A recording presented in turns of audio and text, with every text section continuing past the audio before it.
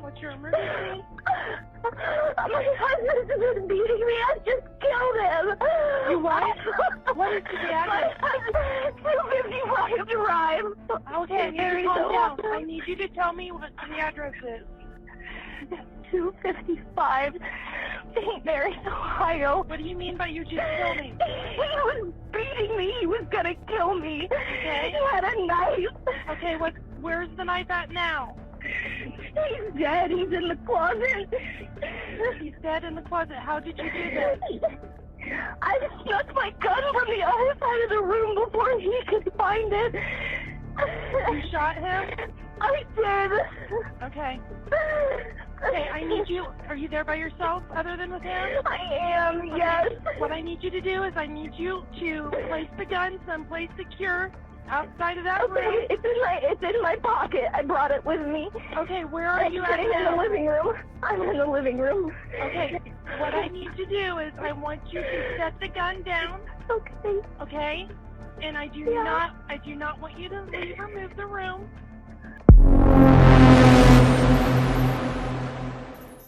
In the dead of night, at 3:32 a.m. on February 8, 2020, a chilling event unfolded as 30-year-old Stephanie L. Sweigart made a desperate 911 call. Breathless and shaken, her urgent voice captured the dispatcher's immediate attention. Following her stark admission, authorities swiftly responded and arrived at her residence. They found Wesley Sweigart, her husband, deceased. In this harrowing scenario, typically every story has two sides, but Wesley was no longer able to tell his. As more details began to emerge and the case progressed to court, a surprising outcome awaited. Death of 36-year-old Wesley Sweigart on Saturday, February the 8th. The grand jury then declined to return any indictment against Stephanie Sweigart for any offense related to the shooting death. The Auglaize County grand jury declined to indict Stephanie Sweigart on any charges related to her husband's death. Despite her own confession on the 911 call, she walked free, already out of jail on bond. So what exactly transpired that fateful night? Why did the jury decide not to charge Stephanie with murder after her own confession? Were there hidden layers to this story that swayed the jury's decision? Or did they see it purely as an act of self-defense? To uncover the layers of truth and justice, and to understand the full story of that critical moment and its aftermath, we need to start at the beginning of Stephanie and Wesley Sweigart's story. Well, it all started in a small townhouse at 255 Pershing Drive, located in the St. Mary's area.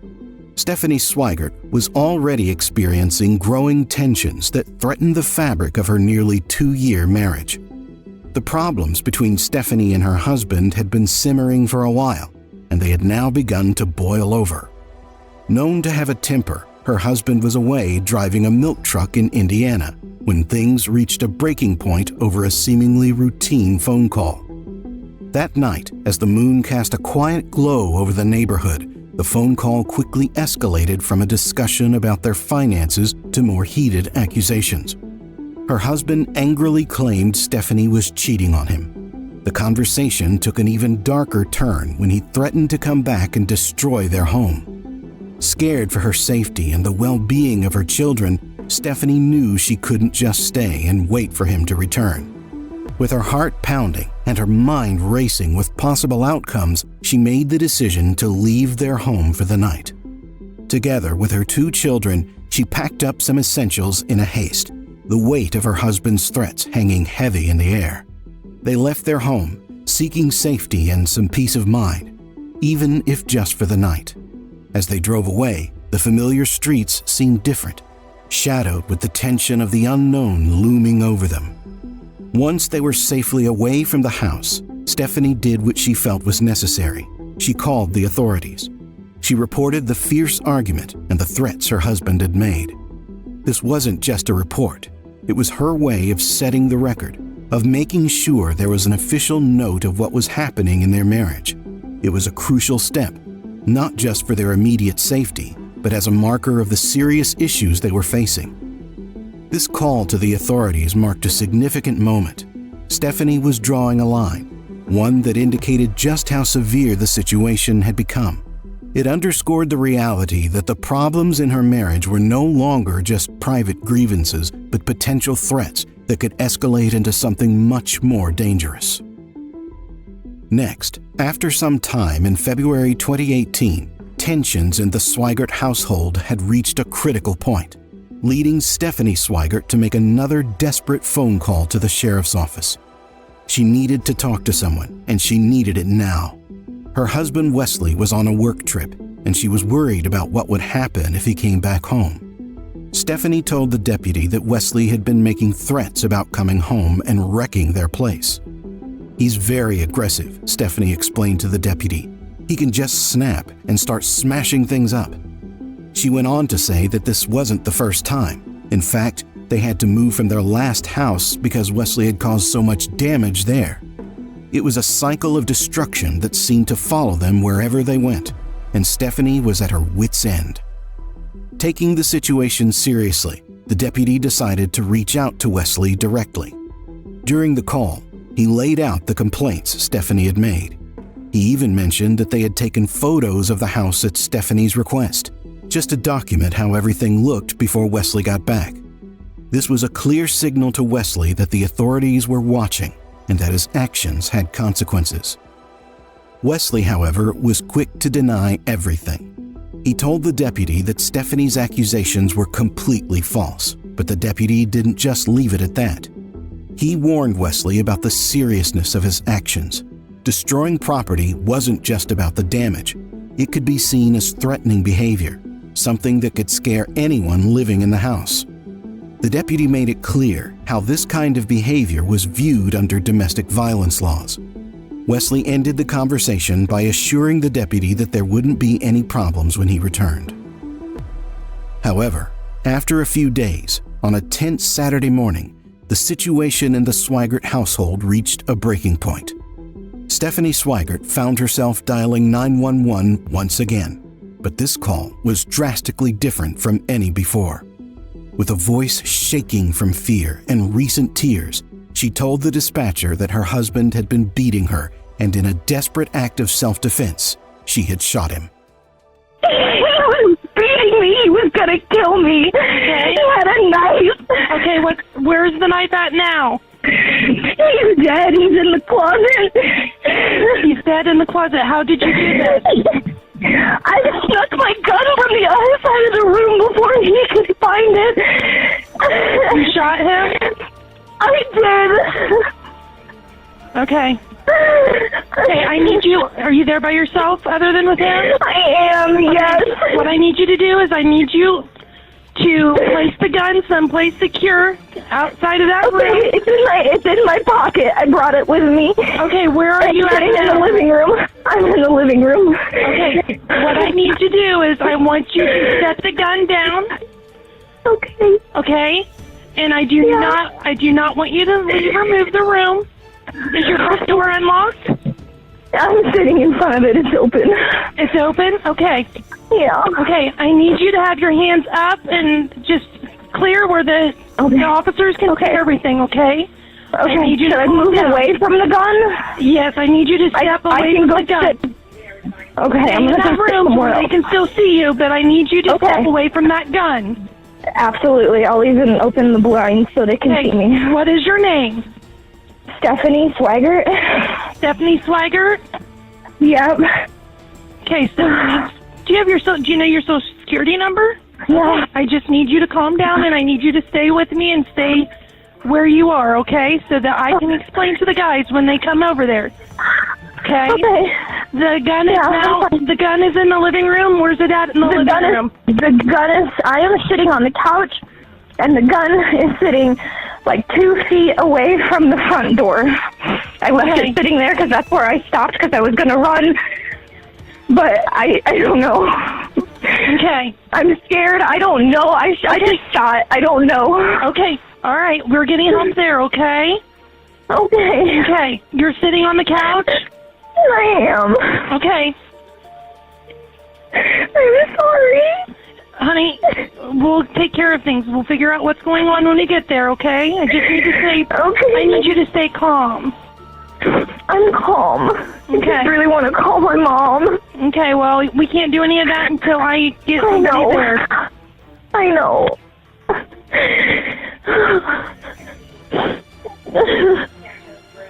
Okay, you said he's in the bedroom? Yeah, he's in the closet in the bedroom. We had a walk-in closet. Okay. Oh my God.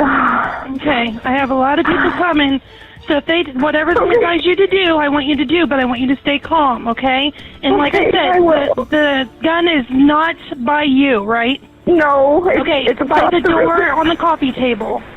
It's on the floor. It's on the floor by the door. Yes. Okay. Yeah, it's a small Ruger, small little handgun. It's nothing crazy. Okay, I got it as a gift. Hang on a second. Okay.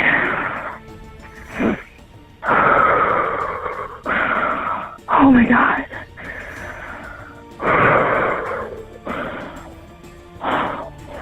Okay, don't be surprised if they walk in and they have their weapons drawn, okay? It's fine. The door, I'll see them because I have the blinds open. And the door. Mail would be the bedroom and the closet. Oh my God.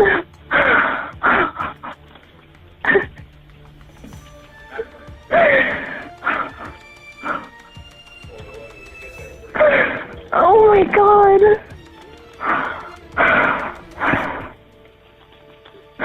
Okay, when did all this happen? Just now, I immediately called.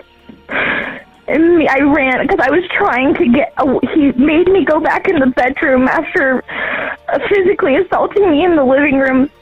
He told me that if I didn't go to the bedroom, he was going to hurt me. He was going to stab me. He had a knife. And okay. I just listened. I didn't know what else to do. So my phone was in the living room. Someone's here, I think. Okay. Or someone drove by. I don't know. Yeah, there's somebody. You know the gun's right there by the door? Okay, I need you to go to outside. Okay. Okay, keep your hands out of your pocket. Keep my hands out of my pocket. One's on the phone, one's up. Okay, as long as you have the phone on your hand, you're good. But keep your hands up in the air and slowly walk outside. Who is this? It's going to be a police officer. What are you doing? Who are you talking to? A guy that is here, that is a friend of his. Who is it? His name is Donnie Victor. No, the police officers are here as well. Okay, tell Donnie to step back for me. Okay, they're here. They got him. Okay, my hands are up. Yeah, I'm here. Okay, thank you. You're welcome. Bye-bye. As the call unfolded, Stephanie detailed a harrowing account of the morning's events. She described a physical altercation that started in the living room. According to Stephanie, her husband had lost control, his anger escalating dangerously. He had even picked up a knife, amplifying the threat and her fear for her life to unimaginable levels. Stephanie's voice trembled as she recounted the moments that followed. I ran because I was trying to get away. He forced me back into the bedroom after he had hit me in the living room. He told me if I didn't go to the bedroom, he was going to hurt me even more. He said he was going to stab me.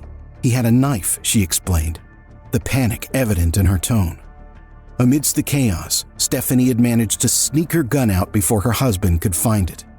Her quick thinking in that critical moment was a desperate grab for safety. Her voice cracking under the strain of the memory. She had felt utterly trapped, her options dwindling as the threat loomed larger with each passing second. This 911 call was not just a plea for help. It was a stark and vivid portrayal of fear, control, and survival, spoken by a woman pushed to the edge. In the tense moments after Stephanie Sweigart confessed to the dispatcher that she had shot her husband in self-defense, the operator took immediate steps to ensure safety for everyone involved, including the arriving officers. The operator's voice was calm but firm, instructing Stephanie to put down the gun and not to leave the living room, where she had made the distressing call. "Keep your hands up where they can be seen," the dispatcher instructed, as the sounds of sirens began to fill the background, signaling the rapid approach of law enforcement. Stephanie, trying to comply amidst her turmoil, told the operator, "I'll open the blind so they can see me. I've put the gun down near the front door. I'm just going to sit on the couch." As police cars converged on her home, the dispatcher continued to guide Stephanie, emphasizing the importance of keeping her hands visible. "Keep your hands in the air as you exit the house," they repeated, ensuring that the officers would encounter no further threats upon their arrival. Stephanie's response was cooperative, her voice a mix of relief and exhaustion as she prepared to step outside and face the aftermath of her actions. As the call neared its end, amidst the critical instructions and the echoing sirens in the background, Stephanie's voice came through one last time. "Thank you," she said, her gratitude tinged with the weight of the night's harrowing events. This simple expression of thanks was a poignant note in the chaos, reflecting her appreciation for the dispatcher's calm guidance through the darkest moments of her life. In the quiet, early hours of a Saturday morning at 3:32 a.m., the stillness of the Sandy Beach neighborhood was shattered by the arrival of Auglaize County Sheriff's deputies and St. Mary's police officers. They were responding to a distress call from 255 Pershing Drive, a call that hinted at a domestic tragedy unfolding within. Upon entering the residence, law enforcement found a grim scene. Wesley A. Sweigart, age 36, lay dead inside the home, his life abruptly ended. The seriousness of the situation prompted immediate action. Auglaize County Coroner Jason Steinecker ordered that Wesley Sweigart's body be transported to the Lucas County Coroner's Office for an autopsy. This would be a crucial step in unraveling the circumstances of his death, aiming to provide clear answers amidst the cloud of confusion and distress. Amidst the chaos, Stephanie L. Sweigart, 30, the woman who had made the urgent 911 call, was arrested on a felony charge of murder. The community reeled as news spread of the arrest. A woman known to neighbors now faced accusations that turned the tragic incident into a criminal case. Stephanie made her initial court appearance that following Monday, not in person, but via video link from the Auglaize County Jail. The judge set her bond at $250,000, with a 10% cash option available alongside her own recognizance bond, reflecting the severity of the charge she faced. The St. Mary's woman who allegedly shot and killed her husband over the weekend makes her first appearance in court in front of a judge. During a video at Raymond in Auglaize Municipal Court, Stephanie Sweigart had her bond set at $250,000 on the charge of murder. Law enforcement was called out to the home Saturday in the area of Sandy Beach, which is just south of St. Mary's, for the reports of shots fired. They found Wesley Sweigart dead inside the home. His wife was taken into custody by the Auglaize County Sheriff's Office and charged with murder. Now, if she's found guilty, she could be sentenced to 15 years to life. She currently is in the Auglaize County Jail and will have a preliminary hearing in the next 2 weeks where she will enter her plea on the charge. A pre-trial hearing was scheduled for the next week, setting the stage for what would undoubtedly be a closely watched and heavily scrutinized legal battle. The community, still in shock, watched on as the wheels of justice began to turn, each step forward underpinned by the haunting question of what exactly had happened in the house at 255 Pershing Drive that fateful night. In the subsequent legal proceedings, the jury faced the difficult task of sifting through the emotionally charged details of Stephanie Sweigart's case. After careful deliberation, they decided not to charge her with murder. This decision highlighted the complexities involved in cases of domestic violence and self-defense, recognizing the extreme circumstances under which Stephanie acted. The jury's verdict ultimately reflected a nuanced understanding of the tragic events, acknowledging the depth of fear and peril she faced in those decisive moments. We do have some breaking news out of Auglaize County tonight as we learn a St. Mary's woman is cleared of murder charges. A joint statement from Auglaize County Sheriff Al Solomon and County Prosecutor Edwin Pierce was released late this afternoon. It says the Auglaize County grand jury has heard the investigation into the shooting death of 36-year-old Wesley Sweigart on Saturday, February the 8th. The grand jury then declined to return any indictment against Stephanie Sweigart for any offense related to the shooting death. Stephanie Sweigart was already out of jail on bond. It was the kind of tragedy where there are no winners, only profound loss and lingering questions. From Stephanie Sweigart's perspective, what unfolded in the early hours within her home was a harrowing act of self-defense, a desperate response to an impossible situation. She was attacked in the very place where she would have felt safest, by the person she loved most. Cornered and without escape, Stephanie felt she had only one option left to save her life: to do the unthinkable. As investigators pieced together the scene, the evidence seemed to align with Stephanie's account of that night's event. Under Ohio law, using deadly force in self-defense is permissible under specific conditions. The individual must demonstrate that they didn't provoke the confrontation and had reasonable grounds to believe that deadly force was necessary to protect against an imminent threat. Crucially, in Ohio, one is not obligated to retreat if the confrontation occurs in one's own home. Despite the clarity of these laws, women, in particular, often struggle to convince juries of the immediacy of the threat, especially if the attack isn't ongoing at the moment of defense. In cases like Stephanie's, the defense might lean on the concept of battered woman syndrome, highlighting the long-term psychological and physical effects of enduring sustained abuse to elucidate her actions. On the night in question, Stephanie feared for her life. Her booking photo revealed the marks of the ordeal: apparent stab wounds on her neck, bloodshot eyes, and a bruised face, all testimony to the severe trauma she endured. She recounted being slapped, punched, choked, and threatened with a large knife. These were the dire circumstances that pushed her to the edge, making her fear for her very survival. Despite the charges of murder, many saw Stephanie as the victim. Reluctant to delve deeply into the specifics of that fateful night, she expressed concern that revisiting those events would only hinder the healing process for her and her family, and the St. Mary's community. Still, she mentioned that, like in the past disputes, accusations of infidelity had sparked their final, fatal argument, a tragic end to the tumultuous relationship marked by misunderstanding and fear. In this complex tapestry of love, fear, and survival, the truth of what happened that night remains intertwined with personal tragedy and the broader issues of domestic violence and self-defense laws.